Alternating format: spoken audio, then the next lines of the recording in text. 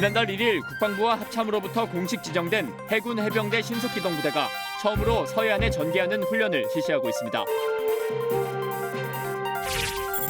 병무청이 20대 국회의원 300명의 병역사항을 공개했습니다. 여성 의원을 제외한 249명 중 208명이 현역이나 보충역으로 병역 의무를 다한 것으로 나타났습니다. 해군 군수사령부가 청년 워크숍을 열고 부패와 부정이 없는 직무 수행을 위해 다 함께 노력할 것을 다짐했습니다. 시청자 여러분 그리고 장병 여러분 안녕하십니까? 국방 뉴스를 전해드립니다. 해군 해병대 신속기동부대가 지난 5일부터 일주일간 대대적으로 서해안 전개 훈련을 실시하고 있습니다. 지난달 1일 국방부와 합참으로부터 부대가 공식 지정된 이후 처음 갖는 훈련인데요. 8일에는 국가 중요시설 방어 훈련이 펼쳐졌습니다. 민현수 기자입니다. 한국가스공사 LNG 기지에 신원 미상의 테러범이 침투한 상황. 신고를 받고 출동한 해군 해병대 신속기동부대원들이 진압작전을 강행합니다. 헬기로 급파된 대원들이 패스트로프로 건물 옥상에 침투하고 지상에선 연막탄과 충격탄을 터뜨린 다음 건물 안으로 신속하게 진입합니다. 지상조는 1층과 2층, 공중조는 3층과 4층을 맡아 테러범 제거 작전을 시작합니다. 3, 2, 1, 파! 대원들이 서로 호흡을 맞춰 건물 곳곳에 숨어있는 테러범 5명을 사살하는 데 성공합니다. 테러범이 몰래 심어놓은 폭탄을 제거하는 훈련도 펼쳐졌습니다. 방호복으로 중무장한 폭발물 처리팀이 출동하고 폭발물 처리용 물포총을 사용해 폭발물을 안전하게 처리하며 모든 상황이 종료됩니다. 국방부와 합참으로부터 공식 지정된 지난달 1일부터 임무를 수행하고 있는 신속기동부대. 해군 해병대 합동지휘체계를 갖추고 있으며 한반도는 물론 세계 어느 곳이든 24시간 안에 출동이 가능한 기동 전력이 항상 구축돼 있습니다. 대원들은 평시와 전시, 주어진 다양한 상황과 임무에 따라 전천후 역할을 수행합니다. 지난 5일부터 일주일 동안 실시되는 서해안 전개훈련에는 장병 1000여 명과 해군 상륙함 2척 등이 참가해 실전을 방불케 하는 훈련을 펼치고 있습니다. 우리 해군 해병대 신속기동부대는 국지도발, 테러, 각종 재해 재난 등 다양한 상황에 대비한 특화된 부대입니다. 언제 어디서 어떠한 임무가 부여되더라도 신속히 출동하여 작전을 조기에 종결할 수 있는 만반의 대비태세를 갖추고 있습니다. 부대는 유관기관과 유기적으로 협조하고 다양한 상황에 따른 위기 대응 능력을 더욱 높이기 위해 지속적으로 훈련에 매진할 계획입니다. 국방뉴스 윤여수입니다. 병무청이 20대 국회의원 300명과 직계비속 18세 이상 남성 246명에 대한 병역 사항을 공개했습니다. 여성 의원 51명을 제외한 249명 중 208명이 병역 의무를 이행해 지난 19대 국회의원들의 병역 의무 이행률보다 높게 나타났습니다. 오상현 기자의 보도입니다. 20대 국회의원들은 지난 19대 국회의원들보다 병역 이행률이 높은 것으로 나타났습니다.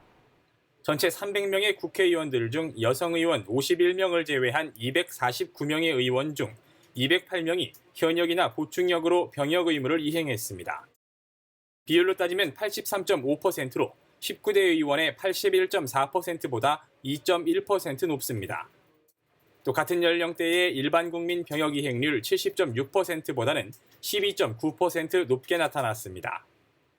병역이 면제된 41명은 수형 19명과 질병 17명, 고령 3명, 기타 2명으로 확인됐습니다. 국회의원 직계비속의 병역 의무 이행률도 높은 편입니다. 신고인원 246명 중 징병검사 대상자 17명과 외국인 1명을 제외한 228명 중 211명이 현역 또는 대체 복무로 병역 의무를 마쳤거나 복무 대기 중인 것으로 나타났습니다. 또 면제된 17명은 같은 연령대의 일반 국민 면제율 13.1%보다 5.6% 낮게 나타났습니다.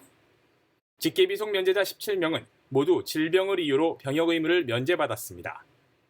박창명 병무청장은 지난 1999년부터 공직자와 선출직 의원 등의 병역 사항을 공개한 이후 병역 이행률이 지속적으로 높아지고 있다며 앞으로도 공직사회의 노블리스 오블리주 문화가 정착될 수 있도록 최선의 노력을 다하겠다고 밝혔습니다. 국방뉴스 오상현입니다. 로이터 통신이 미 국무부 한 고위 관리를 인용해 북한이 핵무기 원료인 플루토늄을 다시 생산하기 시작했다고 전했습니다. 이에 대해 정부는 북한의 동향을 예의주시하고 있다고 밝혔습니다. 이름을 밝히지 않은 미국의 이 관리는 최근 북한이 원자로 폐연료봉을 재처리해서 플루토늄을 추출하는 공정을 반복하고 있다며 미국은 북한의 행동에 매우 우려하고 있다고 말했습니다. 이에 우리 정부는 북한의 플루토늄 재처리 움직임을 면밀히 주시하고 있다고 밝혔습니다. 정준희 통일부 대변인은 8일 정례 브리핑에서 북한이 플루토늄을 추가적으로 확보하기 위한 재처리 활동을 지속적으로 추구해야 했음은 잘 알려진 사실이라며 이에 관해 한미 간 긴밀한 공조가 이루어지고 있다고 덧붙였습니다. 한편 우리 군 당국은 북한이 언제든 추가 핵실험이 가능한 상태를 유지하고 있다면서도 영변 핵시설의 특별한 움직임은 관측되지 않고 있다고 밝혔습니다. 북한의 어선 한 척이 8일 새벽 동해 NLL을 넘어 남하했다가 북쪽으로 퇴거됐다고 합동참모본부가 밝혔습니다. 합참은 8일 새벽 3시 40분경 조업 중이던 우리 어선이 거진 동쪽 125km 지역 NLL 남쪽 해상에서 북한 어선 한 척을 발견해 신고했다며 이같이 밝혔습니다. 해군은 NLL을 20.7km 정도 남하한 북한 어선을 검색한 결과 항로착오이며 귀순 의사가 없다는 것을 확인했고 인도적 차원에서 오전 7시 10분경에 NLL 북쪽으로 퇴거 조치했습니다. 합동참모본부는 북한의 동향을 예의주시하면서 만반의 대비태세를 갖추고 있다고 강조했습니다. 국가보훈처는 대한민국 전몰군경 미망인회 주관으로 제38회 장한 어머니상 시상식을 개최했습니다. 8일 열린 시상식에서는 남편을 조국에 바치고 어려운 환경 속에서도 남다른 열정과 헌신으로 자녀들을 훌륭히 성장시킨 윤금순 씨 등 19명이 표창과 기념품을 받았습니다. 수상자는 전몰군경 미망인회 전국 시도지부에서 추천한 후보자 중 자체 공적심사위원회 심사를 통해 선정됐습니다. 올해로 38번째를 맞은 장한 어머니상은 지난 79년 제정된 이래 지금까지 모두 667명이 수상했습니다. 해군 군수사령부가 7일 부정부패 없는 직무 수행을 위한 청렴 워크숍을 개최했습니다. 군수사령부는 이번 워크숍을 통해 부대원의 청렴 지수를 높이는 계기를 마련했습니다. 강경일 상사의 보도입니다. 공명정대한 직무 수행과 청렴열백한 생활을 솔선수범함으로써 국가와 국민에 대한 책임과 의무를 다하겠으며 해군 군수사령부가 청렴 워크숍을 열고 부정하고 부패 없는 직무 수행을 다짐했습니다. 해군 군수사령부는 함정부터 항공기까지 해군의 주요 전력 장비에 대한 수리와 정비를 담당하는 부대 특성상 외부 업체와 관련된 계약, 회계 업무가 많아 청렴한 조직 문화가 더욱 강조됩니다.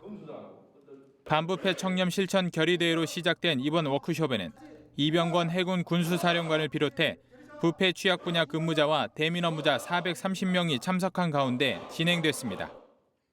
이거 목민 심사에 보면은 지자 이름이란 그 말을 했어요. 지혜로운 자는 청렴을 이롭게 여긴다. 청렴을 이롭게 여긴다는 거예요. 그런 유혹에 빠지지 않고 그런 유혹으로부터 이겨낼 수 있는 결국 공직자들이 갖춰야 될 그런 중요한 덕목 중에 하나라고 합니다. 이번 워크숍에서는 김희환 국민권익위원회 고충처리국장의 글로벌 시대에 요구되는 리더십과 청렴 해군을 주제로 한 강연도 열렸습니다.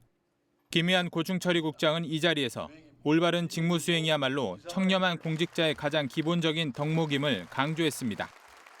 이번 워크숍에는 국가권익위원회 고충처리 국장님을 모시고 좀 더 실질적인 교육과 사례 위주 교육을 통해서 반부패 청렴을 다시 한번 결의하고 그리고 부정부패 없는 군수사 건설과 명예해군운동 활착에 더욱더 한 걸음 다가서기 위해서 오늘 워크숍을 준비하게 되었습니다.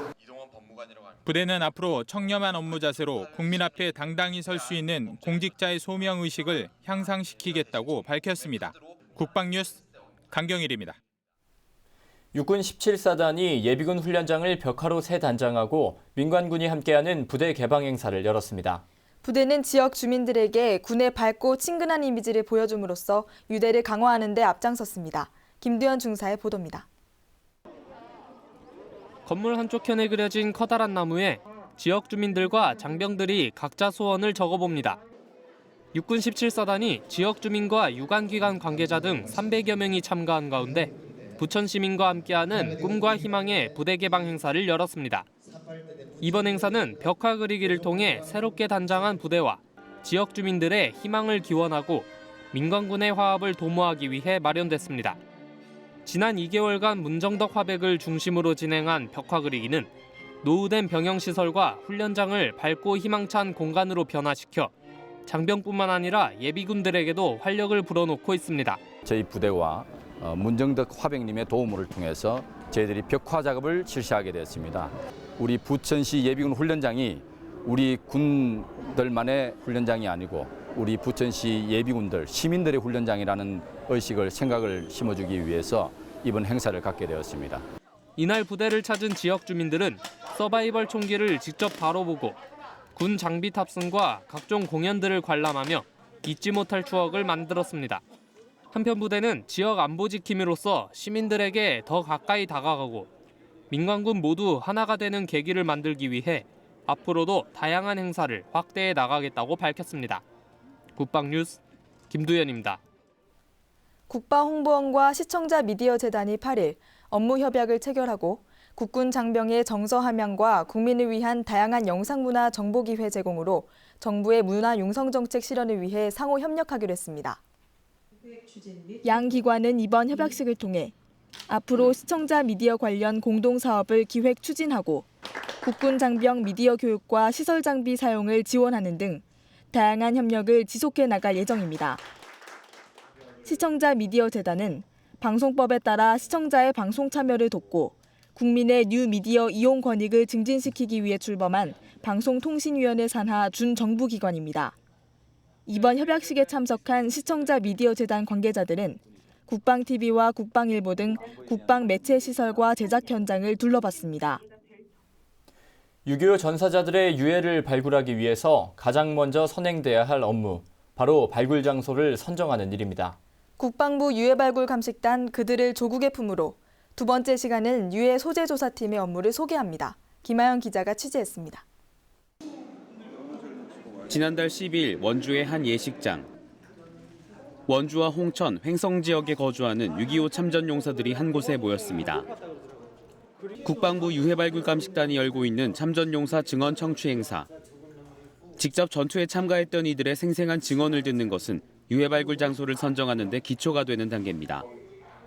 아직 12만 4천여 위의 호국 용사 유해가 이 땅에 잠든 채 6.25 전쟁 후 60년 이상이 지나면서 참전 용사들은 고령화돼 가고 있습니다.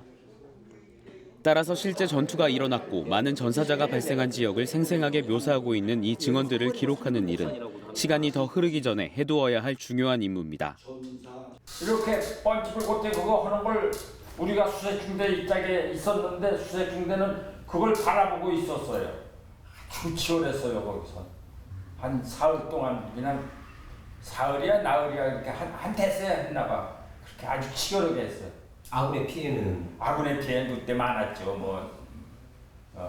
8년대가 아마 그때 아마 3분의 1은 녹았다고 봐야 돼.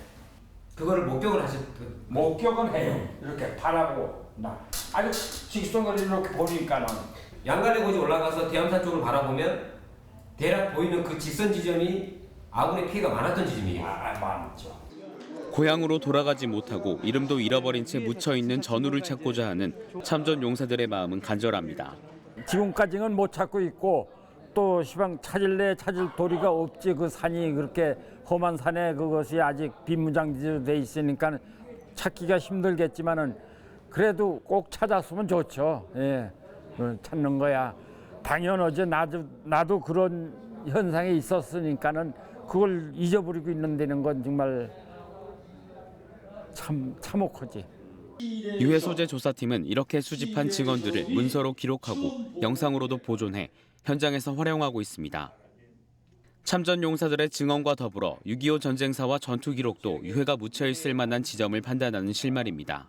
이 고지를 이제 탐사를 하려면은 이 격전지고 이 능선을 따라서 이 기동로를 따라서 탐사를 해보면은 정확한 그 유해 소재 매장 정보를 우리가 찾을 수 있는 가능성이 많을 것이라 생각합니다. 추가로 여지역에서 6구가 확보가 됐고 지금 현재 발굴 지역이 이 지역인 것을 고려를 해서 탐사 방향은 서축과 동축으로 분할해서 탐사를 진행을 하겠습니다. 탐사 지역이 선정되면 아무리 험준하고 먼 곳이라도 탐사팀이 찾아가 현장 답사를 하고 발굴이 가능한 지역을 결정합니다. 그 후 행정기관과 토지 소유주 등과 발굴에 앞서 사전 협조를 하는 것 또한 유해 소재 조사팀의 임무입니다. 6.25 전쟁 당시에 현장에서 전투를 치렀던 호국 영웅님의 마음을 가지고 전 산에 오르고 있습니다. 미처 수습하지 못한 동료를 찾는다는 마음을 가지고 한 걸음 한 걸음 신중을 기하고 현장에 임하고 있습니다. 유해 발굴 사업이 나날이 힘들어지고 있습니다. 현장은 훼손되어지고 있고 전쟁 경험 세대는 점점 감소하고 있는 추세입니다. 국민 여러분 또는 군인 여러분, 저희 쪽에 정확하지 않은 정보라도 좋습니다. 대략적인 정보라도 저희 쪽에 제공을 해주시면 그곳에 계실 호국 영웅님을 반드시 저희가 찾아 모시겠습니다. 국방부 유해발굴감식단 유해소재 조사팀은 동료를 다시 찾겠다는 참전 용사들의 마음을 그대로 전해받아 영웅들의 헌신이 희미해지지 않도록 노력하고 있습니다. 다음 시간에는 유해를 발굴하고 수습하는 유해발굴감식단 발굴팀의 업무를 소개합니다. 6월 호국보훈의 달을 맞아 6.25 전쟁 당시 치열한 전투가 벌어졌던 전적지를 둘러보고 당시의 전사를 되짚어보는 시간을 마련하고 있습니다. 오늘은 두 번째 시간으로 중공군의 참전으로 또다시 밀리게 된 국군과 유엔군이 나흘간의 치열한 백병전 끝에 승리로 이끌어 재반격의 기틀을 마련하게 된 지평리 전투를 소개해드립니다. 김지한 기자입니다.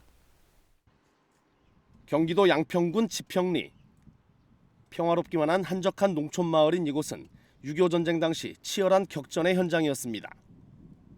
개전 이후 속절없이 밀리던 국군과 유엔군은 인천 상륙작전의 대성공으로 서울을 수복하고 파죽지세로 북진을 시작합니다.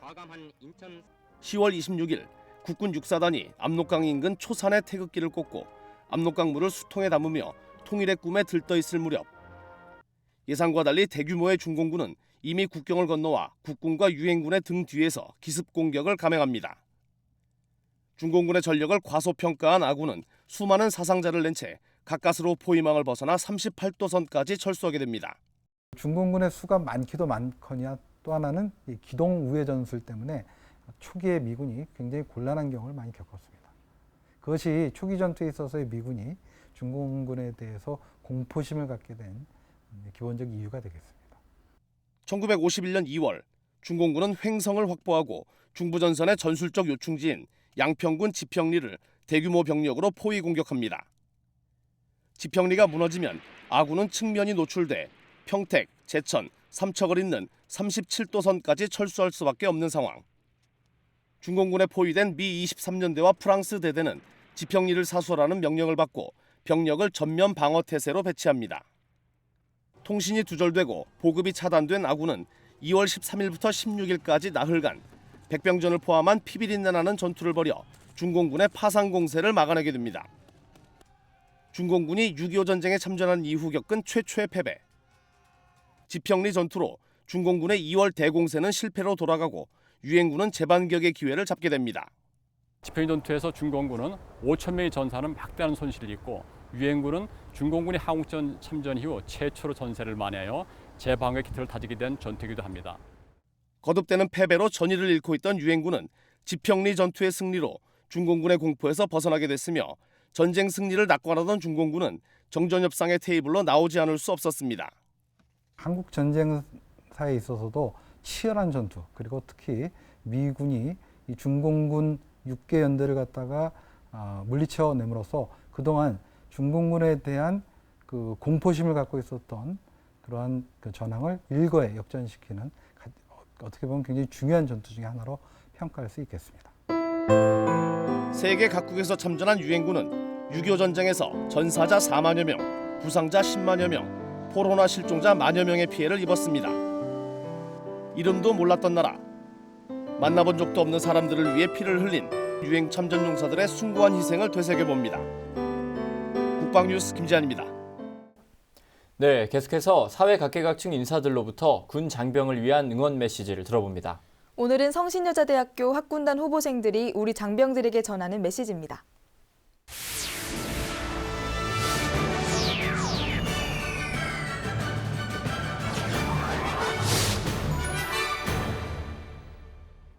일찍 찾아온 여름 속에서도 한결같이 우리 대한민국을 지키는 여러분들이 있어서 자랑스럽습니다. 저희 성신여자대학교 후보생들도 여러분들과 같이 대한민국을 지키기 위하여 열심히 공부하고 땀을 내고 더 노력하도록 하겠습니다. 감사합니다. 국군 장병 여러분, 여러분들은 가장 빛나는 시기에 가장 빛나는 일을 하고 있습니다. 그런 여러분들이 있어 오늘도 대한민국은 빛이 납니다. 오늘도 힘찬 하루 되시길 바랍니다. 화이팅! 365일 명예로운 땀방울을 흘리고 있는 국군장병 여러분, 여러분 덕에 대한민국은 오늘도 평화롭고 안녕합니다. 각국 각지에서 국가와 국민을 위해 희생하는 여러분은 이 나라의 자랑이며 희망입니다. 항상 기억하고 응원하겠습니다. 여러분이 최고입니다. 국군 장병 여러분, 더울 때 가장 더운 곳에서 그리고 추울 때 가장 추운 곳에서 항상 국가 방위를 위해 힘써주시는 여러분들이 자랑스럽습니다. 항상 응원하겠습니다. 화이팅! 자랑스러운 국군 장병 여러분, 든든한 여러분이 계셔서 대한민국 있고 국민들이 숨 쉴 수 있습니다. 여러분들의 그런 노력이 헛되이지 않도록 저희 성신여자대학교 ROTC도 더욱더 정진하겠습니다. 힘내시고 늘 응원하겠습니다. 화이팅! 여러분이 자랑스러운 대한민국입니다! 해군 해병대 신속기동 부대가 대대적으로 서해안 전개 훈련을 실시하고 있다는 소식 전해드렸는데요. 우리 군은 언제 어디서 어떠한 임무가 부여되더라도 신속히 출동해 작전을 조기에 종결할 수 있는 만반의 대비 태세를 갖추고 있습니다. 국방뉴스를 마칩니다. 시청해주신 여러분 고맙습니다.